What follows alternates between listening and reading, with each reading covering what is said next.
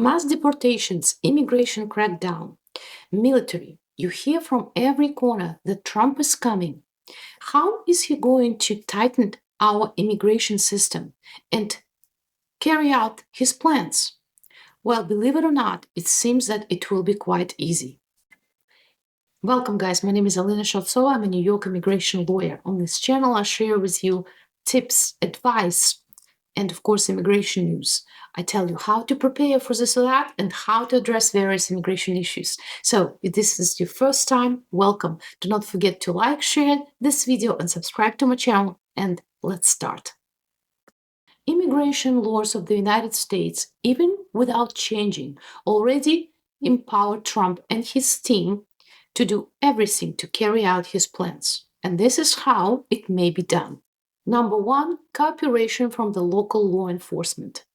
Believe it or not, but there are sheriffs all around the United States that already vowed that they will cooperate with Trump and will help him to deport people.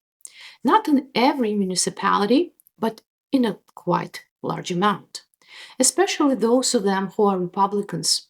They will be helping to locate, apprehend, detain people without status. And here is proof for that.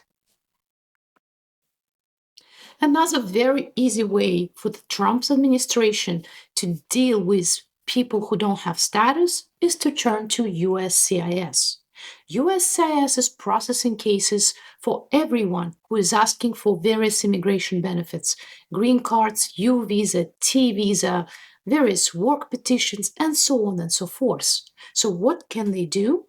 They can simply direct USCIS to issue notices to appear to every person whose case got denied.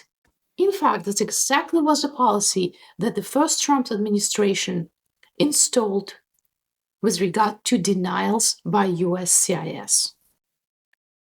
Another way to easily locate and apprehend people would be using the ICE system. Everybody who has order of supervision or who simply already has orders of removals can be easily found by ICE. Why? Because the system works this way. When you have an order of removal, ICE gets notified about that, and they do have records about you having to leave the country.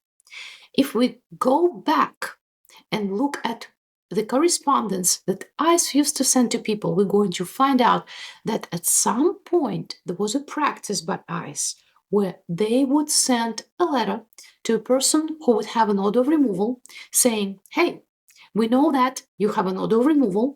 Please come to see us for the processing for your departure out of the United States. Don't forget, the easiest way Trump can go about tuning up the entire immigration system into his liking would be to eliminate discretion. Discretion is when the government has options to carry out various ways to enforce immigration laws. So if you take that option away and say to immigration officer or immigration judge or ICE officer, now, if you encounter somebody without status, do not give them a choice, but simply round them up and deport them. Guess what's going to happen? Having this information, how can you prepare? Well, number one, do not file weak cases. Make sure that you know the criteria for this or that case to be approved, and make sure that you submit the strongest evidence possible in support of your request to grant this or that immigration benefit. Generally speaking, in the United States immigration system, the burden is on you to prove that you are entitled to what you're asking for. Second, make sure to use available tools to fight denials. If you receive a denial, it's very upsetting, but don't just look at it and sit and do nothing about that, because that would make you deported. There are tools such as appeals for some applications, motions to reopen. If you have an order of removal, and I speak about this all the time, the administrative stay of removal application that you can file to stop the physical deportation in the meantime and get yourself a little bit more time to fight for your immigration status. And now the most important part and the most difficult one, it's discretion. How would you convince immigration judge or USCIS officer, especially during the hard times, times that are not in your favor, that you are deserving this or that immigration benefit you're filing for?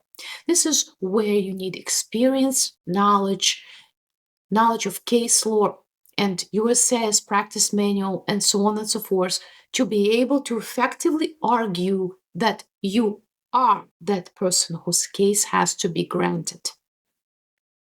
Having this in mind, make sure to do your own research to prepare well for the cases, to prepare well for what's coming. Don't sit and wait, act. Well, guys, thank you very much for watching. If you enjoyed this video, please do not forget to like and share it. Don't forget to subscribe to my channel, and I hope to see you soon.